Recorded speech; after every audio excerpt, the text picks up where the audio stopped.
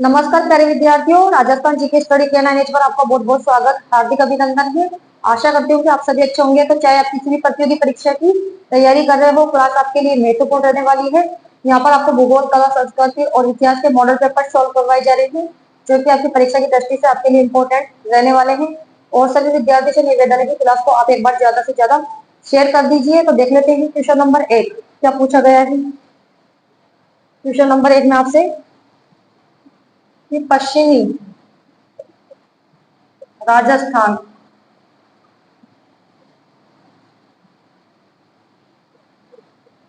पश्चिमी राजस्थान के रेतीली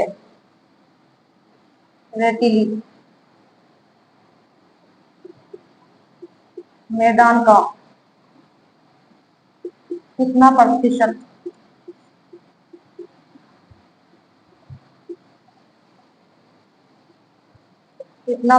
क्षेत्र बालू का स्तूप मुक्त है। ऑप्शंस दे दिए गए यहाँ पर आपको 41.5%, 15.6, सी ऑप्शंस में आपको दिया गया है 14.7,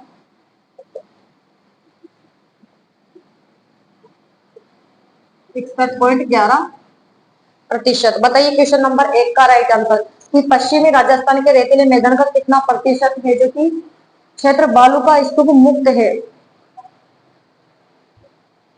राजस्थान की जियोग्राफी से मैं आपको राजस्थान की स्थिति एवं विस्तार, राजस्थान का भौगोलिक विस्तार और अफवाह तंत्र नदियां, ये 3 टॉपिक मैंने आपको कंप्लीट करवा दिए हैं। तो बताइए क्वेश्चन नंबर 1 का राइट आंसर। हमारा राइट आंसर यहाँ पर होगा ए ऑप्शन, बालू का स्तूप मुक्त पूछा गया है। यहाँ पर बालू का स्तूप मुक्त यह है 41.5%। और बालू का स्तूप युक्त पूछा जाए आपसे कि पश्चिमी राजस्थान में बालू का स्तूप युक्त प्रदेश है, तो क्या करोगे फिर 58.5%। ठीक है, तो यहाँ पर राइट आंसर हमारा ए ऑप्शन हो जाएगा कि बालू का स्तूप मुक्त प्रदेश कितना है 41.5 और बालू का स्तूप युक्त प्रदेश है कितना 58.5%। क्वेश्चन नंबर 2 देख लेते हैं क्या पूछा गया है।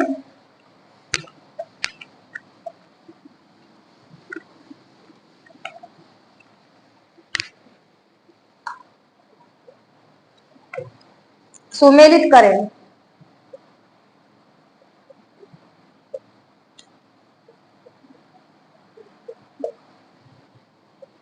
क्या दिया गया है आपको, जनजातियां दे दी गई है यहाँ पर, शेरिया,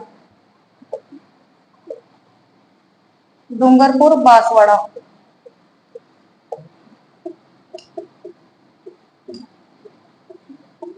बी ऑप्शन में आपको दे दिया गया है गरासिया,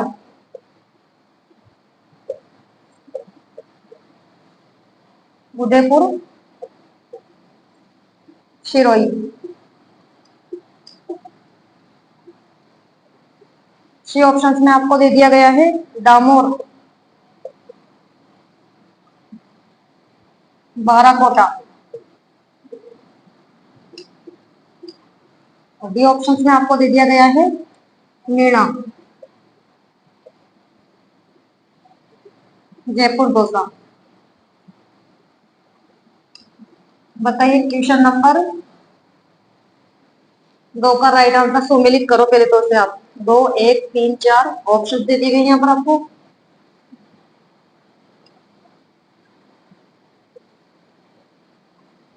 3, 1, 2, 4 और डी ऑप्शन में आपको दिया गया है 3, 2, 1 और 4। बताइए क्वेश्चन नंबर 2 का राइट आंसर सुमेलित करें।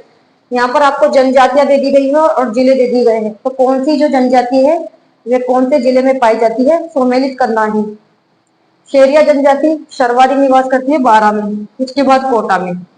तीसरा ऑप्शन, यहाँ 2 आ रहा है इस वजह से कट हो गया और यहाँ भी 2 आ रहा है इस वजह से कट हो गए। बच्चे 2 ऑप्शन हमारे पास, गरासिया जनजाति माउंट आबू, सिरोही और उदयपुर में। 3 और 2, यहाँ 1 आ रहा है इस वजह से कट हो गया, 3 और 2। ठीक है, डामोर जनजाति डूंगरपुर और बांसवाड़ा में 1।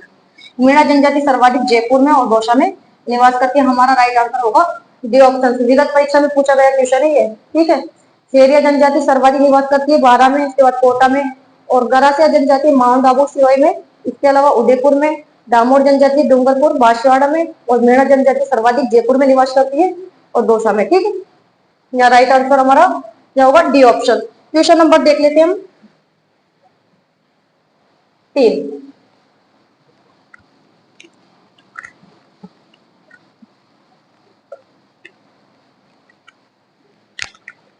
क्या पूछा गया है क्वेश्चन नंबर 3 में।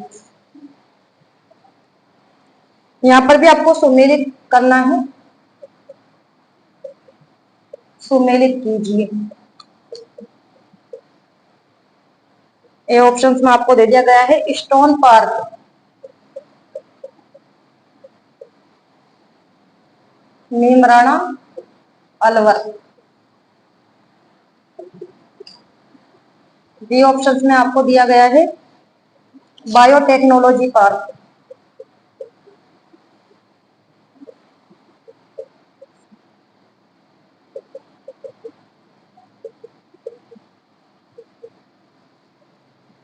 जयपुर, जोधपुर, कोटा, उदयपुर।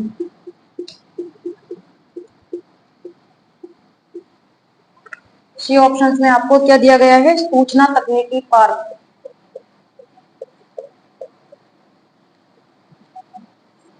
तकनीकी पार्क, सीतापुरा, जयपुर।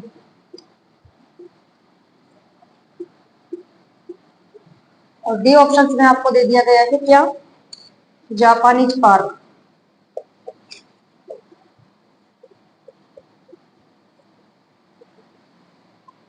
धौलपुर, करौली।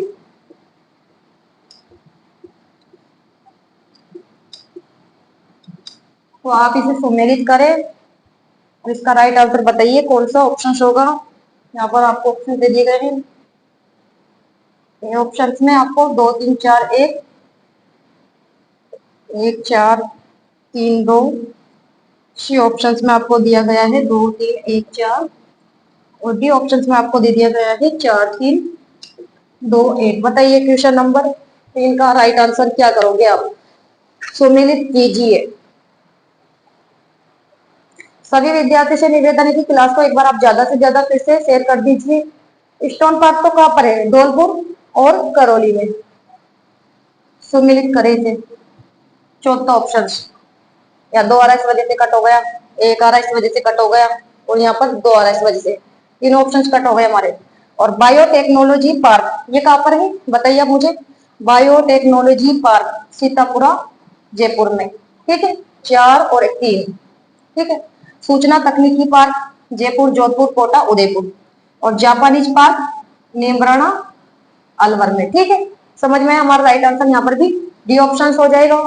समझ में आया। Stone park Dholpur, Karauli, biotechnology park Sitapura, Jaipur, और सूचना तकनीकी पार्क जयपुर, जोधपुर, कोटा और उदयपुर। जापानीज पार्क नीमराणा, अलवर में, ठीक है। विगत परीक्षा में पूछा गया क्वेश्चन है ये भी, ठीक है। तो इन जो क्वेश्चन आपको यहाँ पर सोल्व करवाए जा रहे हैं, तो इसमें से ये देखिए आपके कितने क्वेश्चन राइट निकलते हैं और कितने रॉन्ग निकलते हैं, ठीक है। परीक्षा से पहले ही अपनी तैयारी का आप आकलन कर लीजिए। क्वेश्चन नंबर देख लेते हैं हम 4।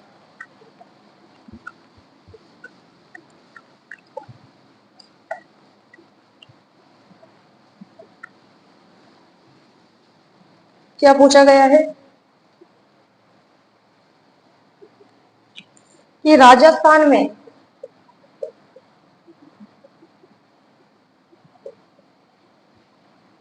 चैती, दशमत,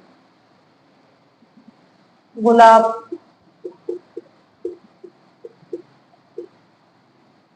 किस जिले में उत्पादित होता है।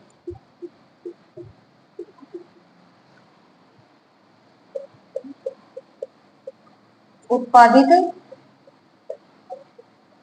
होता है। 4 ऑप्शन दिए गए यहाँ पर आपको, क्या क्या, कोटा, राजसमंद, तो भीलवाड़ा। बताइए क्वेश्चन नंबर 4 का राइट आंसर क्या करोगे। ये राजस्थान में चेती दसवां गुलाब के जिले में उत्पादित होता है। गुलाब के लिए जो कि राज संबंध, ठीक है, गुलाब की जो खेती में राज संबंध में होती है। इसके अलावा है जो कि भीलवाड़ा, भीलवाड़ा में तो आपको पता है राजस्थान का प्रथम वनस्पति घी का कारखाना स्थापित किया गया था। राजस्थान का प्रथम वनस्पति घी का कारखाना स्थापित किया गया था कब, 1964 में, ठीक है। और टोक, टोक बीड़ी उद्योग के लिए जाना जाता है। बीड़ी उद्योग के लिए टोक जाना जाता है। और कोटा, कोटा में एग्रो फूड पार्क की स्थापना की गई थी। एग्रो फूड पार्क कोटा में भी की गई थी। इसके अलावा एग्रो फूड पार्क की स्थापना और कौन कौन से जिलों में की गई थी। एक तो गया कोटा, इसके अलावा जोधपुर, गंगानगर और अलवर, ठीक है। तो यहाँ पर राइट आंसर हमारा बी ऑप्शन हो जाएगा। क्वेश्चन नंबर देख लेते हैं 5, क्या पूछा गया है क्वेश्चन नंबर 5 में।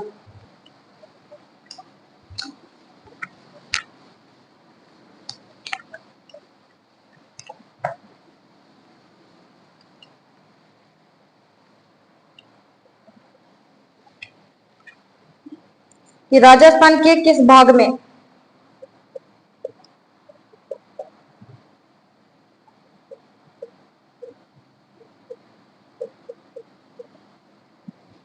शुष्क सागवान,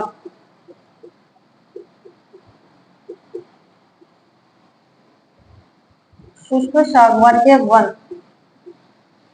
पाए जाते हैं।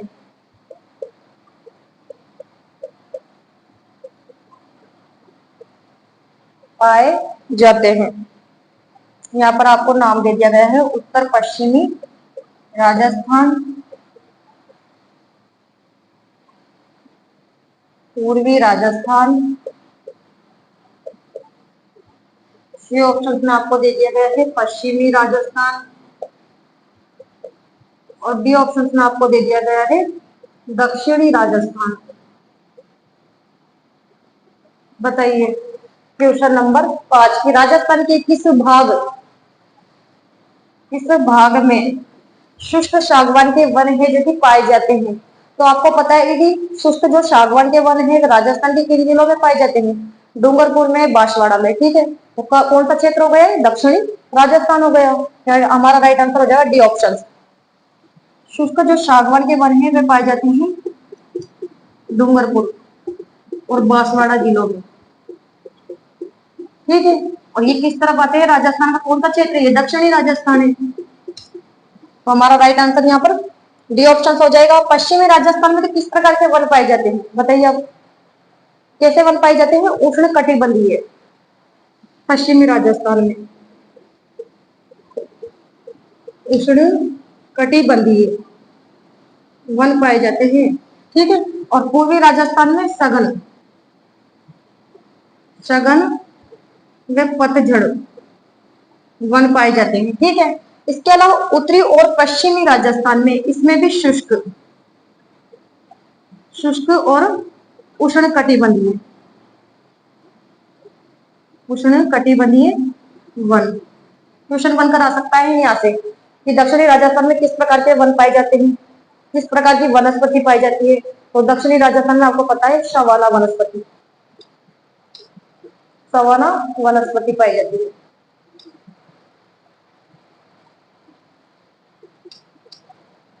ध्यान में रखना है, सवाना वनस्पति दक्षिणी राजस्थान में, उष्ण कटिबंधीय वन पश्चिमी राजस्थान में, सघन व पतझड़ वन पूर्वी राजस्थान में पाए जाते हैं और शुष्क और उष्ण कटिबंधीय वन ये भी पश्चिमी राजस्थान यानी उत्तरी पश्चिमी राजस्थान में पाए जाते हैं, ठीक है। यहाँ राइट आंसर हमारा डी ऑप्शन होगा। क्वेश्चन नंबर देख लेते हैं हम 6, क्या पूछा गया है क्वेश्चन नंबर 6 में।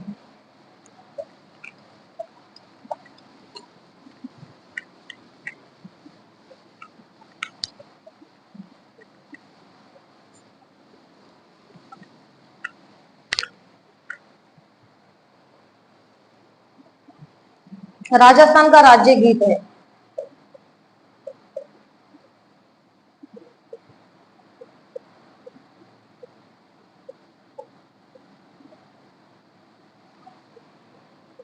यहाँ पर गीतों के नाम दे दिए गए आपको, केसरिया, बालम, आओनी, पधारो मारे देश।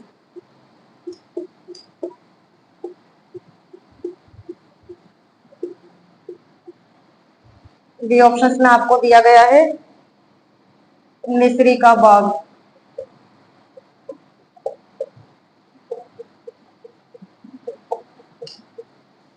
लगा दे रसिया।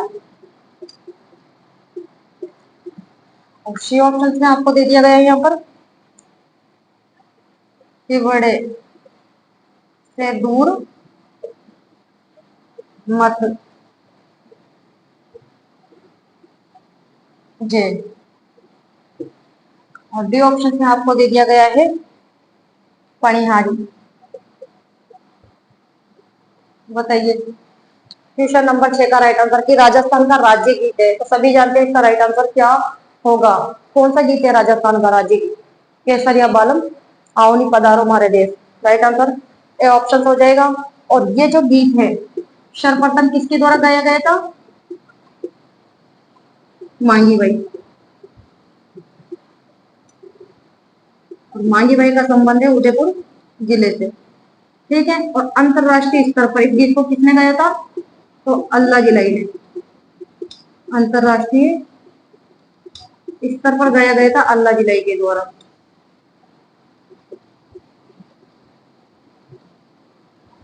अल्लाह गिलाई का संबंध कौन से जिले से है? बीकानेर से। और इस गीत के कारण इनको 1982 में पद्मश्री पुरस्कार से सम्मानित किया गया था, ठीक है। ध्यान में रखना है सर्वप्रथम गाया गया था मांगी बाई के द्वारा। और मांगी बाई एक मांड गायिका है और इनका संबंध उदयपुर जिले से है। और अंतरराष्ट्रीय स्तर पर गाया था तो अल्लाह जिलाई ने, ये भी एक मांड गायिका है, ठीक है। और इसके कारण इनको 1982 में है जो कि पद्मश्री पुरस्कार से सम्मानित किया गया था, ठीक है। यहाँ राइट आंसर ए ऑप्शन हो जाएगा।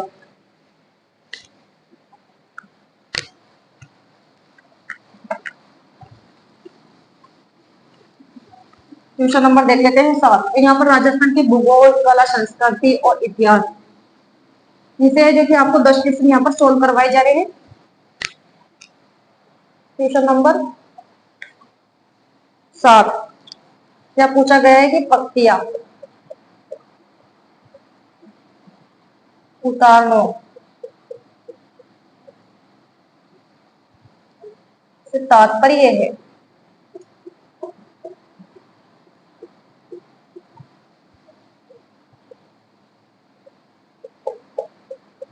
बारात का स्वागत करना,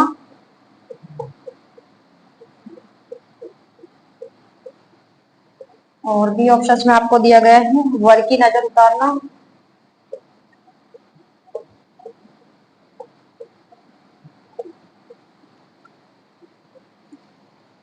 धोखा देना,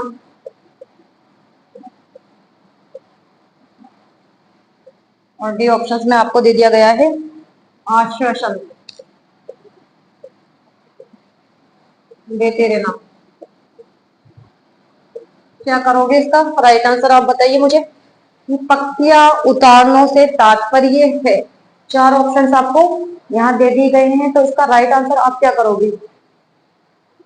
पत्तियां उतारने से तात्पर्य है आश्वासन देते रहना, या राइट आंसर हमारा डी ऑप्शन हो जाएगा। बारात का स्वागत करना, इसको कहते हैं सामेला, ठीक है। बारात के स्वागत करने की रस्म कहलाती है सामेला। राजस्थान की रीति रिवाज एवं प्रथाएं वाला टॉपिक मैंने कंप्लीट करवा दिया है। जिन विद्यार्थियों ने कंप्लीट नहीं किया है कर लीजिए। और वर की नजर उतारने को कहते हैं कांवड़, ठीक है। वर की नजर उतारने के लिए कौन से गीत गाए जाते हैं? तो कांवड़। या राइट आंसर हमारा डी ऑप्शन हो जाएगा। क्वेश्चन नंबर देख लेते हैं 8।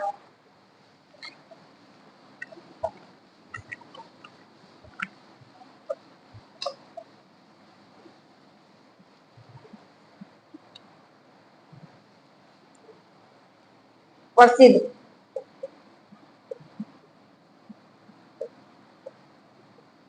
सेवा कला का संबंध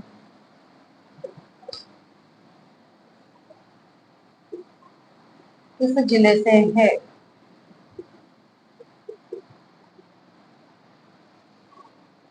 यहाँ पर जिलों के नाम दे दिए गए हैं आपको, बीकानेर,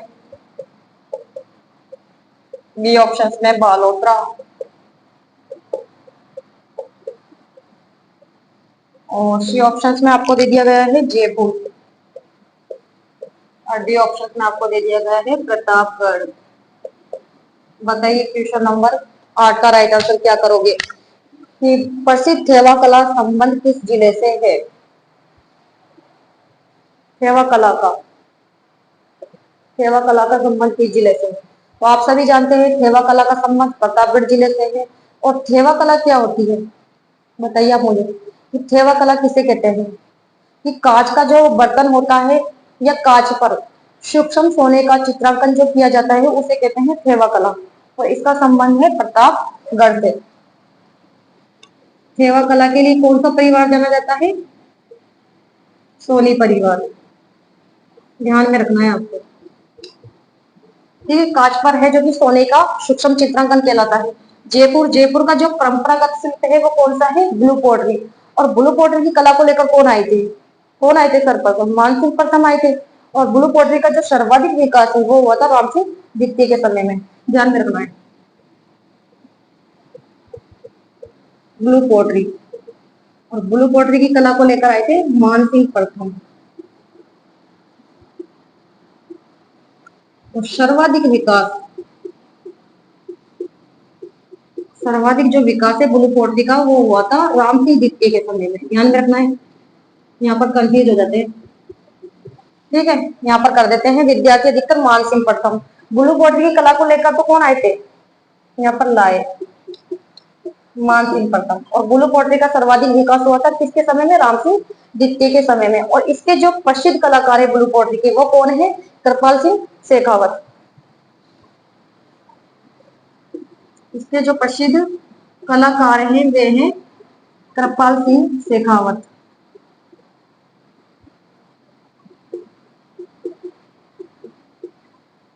ठीक है, समझ में आया। और बालोतरा जाना जाता है अजरक प्रिंट के लिए, जिसमें लाल और नीले रंगों का प्रयोग किया जाता है।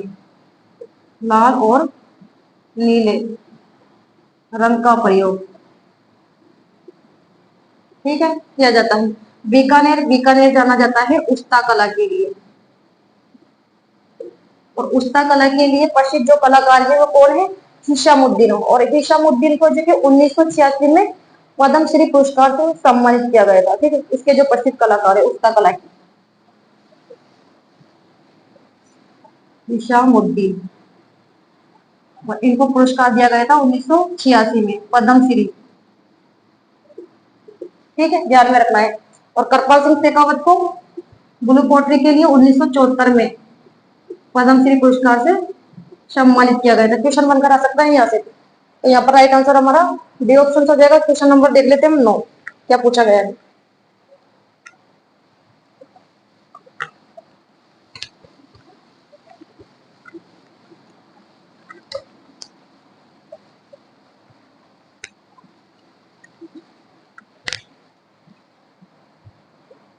क्वेश्चन नंबर 9 कि मत्स्य संघ का प्रधानमंत्री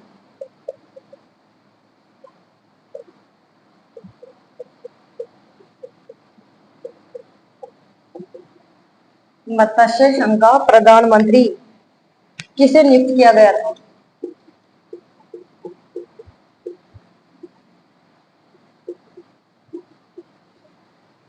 या गया था।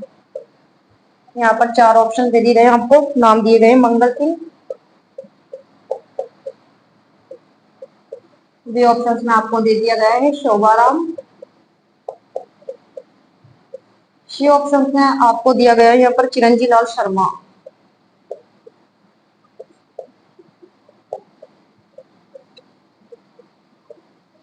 और डी ऑप्शन में आपको दे दिया गया है क्या? जुगल किशोर चतुर्वेदी। जुगल किशोर चतुर्वेदी। बताइए क्वेश्चन नंबर 9 का राइट आंसर क्या करोगे कि मत्स्य संघ का प्रधानमंत्री किसे नियुक्त किया गया था। सबसे पहले तो मत्स्य संघ का निर्माण कब हुआ था? 18 मार्च 1948 को। देख लेते हैं हम पहले इसका। मत्स्य संघ, इसका निर्माण हुआ था 18 मार्च 1948। ठीक है। और मत्स्य संघ की अगर राजधानी पूछे आपसे कि मत्स्य संघ की राजधानी बनाई गई थी तो वो है अलवर। ठीक है। और मत्स्य संघ में कितनी रियासतों को शामिल किया गया था? तो 4 रियासत।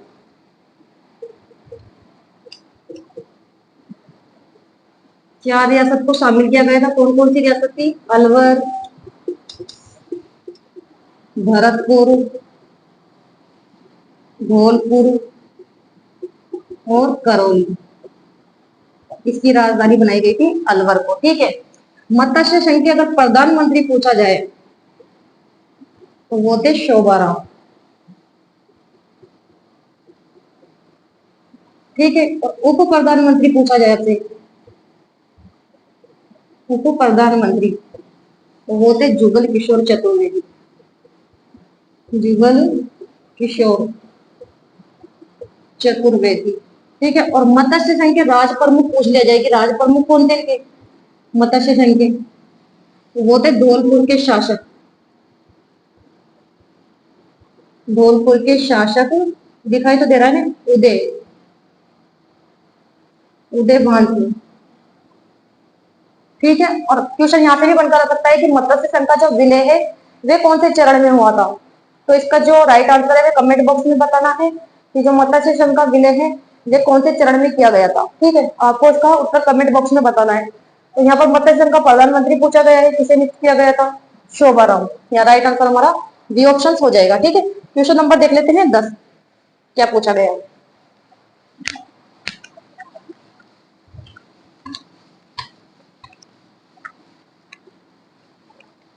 तो यहाँ पर आपको काफी शानदार क्वेश्चन करवाए जा रहे हैं। ठीक है। और क्वेश्चन एग्जाम के अंदर यहाँ से ही बनकर आने वाले हैं, आप देख लेना क्वेश्चन यहाँ से ही बनकर आएंगे।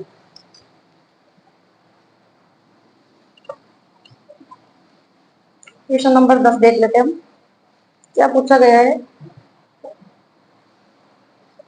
कि राजस्थान में 1857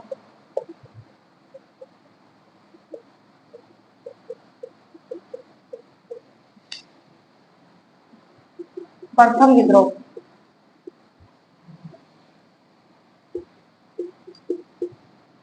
विद्रोह कहाँ हुआ। 1857 की क्रांति वाला टॉपिक भी मैंने आपको कंप्लीट करवा दिया है। यहाँ पर नाम दे दिए गए आपको अजमेर, बी ऑप्शन में नशीराबाद,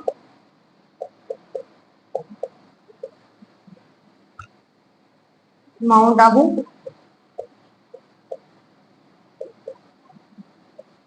और डी ऑप्शन में आपको दिया गया है एरिपुरा। बताइए क्वेश्चन नंबर 10, राजस्थान में 1857 में प्रथम विद्रोह कहाँ हुआ।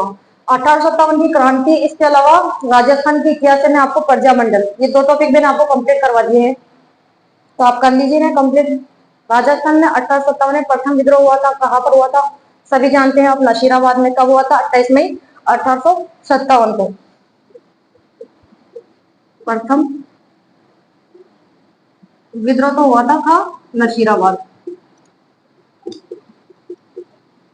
नशीराबाद में हुई थी क्रांति 28 मई 1857 को। ठीक है। इसके बाद फिर भरतपुर में हुई थी 31 मई। ठीक है, ध्यान में रखना है आपको। इसके बाद हुई थी फिर नीमच, नीमच में 3 जून को। इसके बाद हुई थी देवली 5 जून। ठीक है। इस प्रकार से आपको क्रम भी याद रखना है।